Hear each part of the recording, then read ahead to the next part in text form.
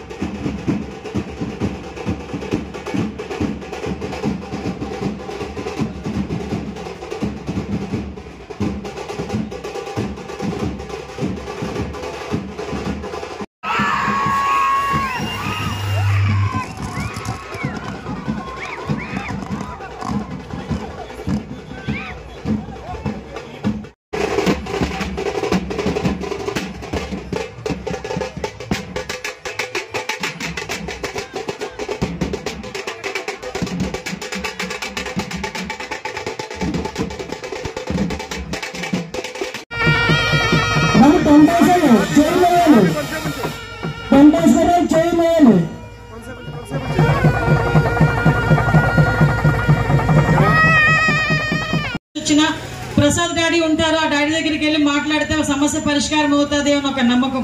ఆ ఇంటి గుమ్మం ఎక్కితే ప్రత్యేక సోదరులకు ఒక న్యాయం జరుగుతుంది అని నమ్మకం. నాన్న మన అందరి మధ్యలో లేనప్పటికీ నాన్న ఎందుకంటున్నానంటే నోరారా ఆయన నన్ను కూతురులా భావించేవారు. అటువంటి వ్యక్తి మన మధ్యలో లేకపోయినప్పటికీ కూడా ఈరోజు ఆయన వారసుడిగా ఇక నా సోదరుడు మోషే వచ్చిన్నారు. ఆయనకి ప్రత్యేకంగా నేను ధన్యవాదాలు తెలియజేసుకుంటున్నా. కుటుంబానికి అదేవిధంగా వాళ్ళకి ఎప్పుడు కూడా నేను నా నియోజకవర్గంలో మత్స్యకార కుటుంబాలు అన్ని కూడా ఎప్పుడు కూడా రుణపడి ఉండాలి. ఎందుకంటే చాలా చాలా సేవ చేసిన కుటుంబం అది. ముఖ్యంగా ఈ రోజు ఈ కార్యక్రమానికి రావడంలో గల ముఖ్య కారణం ఉంది. చాలా సందర్భాలు నేను లాస్ట్ ఎమ్మెల్యేగా పనిచేసినప్పుడు 2014 నుంచి 2019 వరకు కూడా మొత్తం నియోజకవర్గంలో చూసుకుంటే దగ్గర 1500 కోట్ల రూపాయలతో ఈ రోజు మేము ఆ రోజు అభివృద్ధి కార్యక్రమాలు చేసుకోవడం జరిగింది. ఆ రోజు చేసిన తర్వాత 2019-24లో మీ అందరిని ఏమి అన్నా, ఎందుకంటే ఆ రోజు నేను అప్పుడు ఇక్కడ వచ్చి పోటీ చేయలేదు. తర్వాత వేరే గవర్నమెంట్ వచ్చింది, వైఎస్ఆర్సీపీ గవర్నమెంట్ వచ్చింది, అది చేస్తాను ఇది చేస్తాను నమ్మబలికింది. ఓవరాల్ గా చెప్పాలంటే ఎంత దౌర్భాగ్యం అంటే 5 సంవత్సరాల్లో పెంటకోటకి సంబంధించిన కల్వర్ట్ 5 సంవత్సరాలు అలాగే ఉండిపోయింది. కానీ అక్కడ తీసుకొచ్చి ఒక ఇటుకు ముక్కేసిన పాపాలు కూడా పోలే. నేను ఆ రోజు మీ అందరి దగ్గరికి ఎలక్షన్ క్యాన్వాసింగ్ లోకి వచ్చినప్పుడు మొట్టమొదటిసారిగా అదే అడిగారు, అమ్మ మాకందరికి కూడా కల్వర్ట్ కావాలి, కల్వర్ట్ లేకపోతే మేము ఇబ్బంది పడతామమ్మా అని. ఆ రోజు చెప్పాను కల్వర్ట్ విషయంలో నేను వచ్చి కొబ్బరికాయ కొడతాను ఊర్లోకి వచ్చినప్పుడు అని చెప్పిన తర్వాత ఈ రోజు ఆ కల్వర్ట్కి అరట్లకోట కల్వర్ట్కి రెండింటికి కలిపి 1,52,00,000 రూపాయలు ఈ రోజు తీసుకొచ్చి దానికి శంకుస్థాపన చేసే కార్యక్రమానికి ఈ రోజు మీ అందరి దగ్గరికి రావడం జరిగింది. అంటే ఈ రోజు ఒక పక్క అభివృద్ధి, ఒక పక్క సంక్షేమం.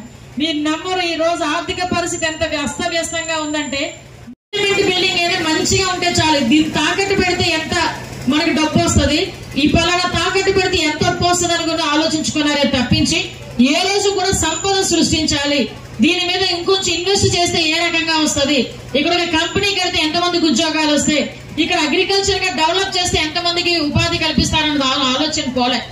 ఏ రోజైనా అది తాకట్టు పెడదామా ఇది తాకట్టు పెడదామా. దౌర్భాగ్యం ఏంటంటే ఎందుకు 2 లైన్లు ఆ విషయాల గురించి చెప్పాలి, మీకు అర్థం అవ్వాలి కాబట్టి. తాగే వాళ్ళు అంటే మందు తీసుకునే వాళ్ళు ఆ రోజు ఇచ్చింది కల్తీ మందు, దాని మీద సిట్ ఎంక్వైరీ అవుతుంది, అది వేరే విషయం పక్కన పెట్టండి. ఈ రోజు అప్పట్లోని తాగే వాళ్ళు నా రాష్ట్రంలో ఎంతమంది ఉన్నారు కాబట్టి వీళ్ళందరి మీద నాకు ఇంత ఆదాయం వస్తుంది కాబట్టి వీళ్ళందరినీ కూడా తాకట్టు పెట్టేసి 25,000 కోట్ల రూపాయలు 15 సంవత్సరాలకు మిమ్మల్ని అందరినీ తాకట్టు పెట్టి తాగేసి డబ్బులు తీసుకొచ్చేసిన పరిస్థితి. అంటే తాగేవాళ్ళు రేపు పొద్దున ఎవరైనా వచ్చి మద్యపాన నిషేధం చేద్దామన్నా కూడా చేయలేని పరిస్థితి.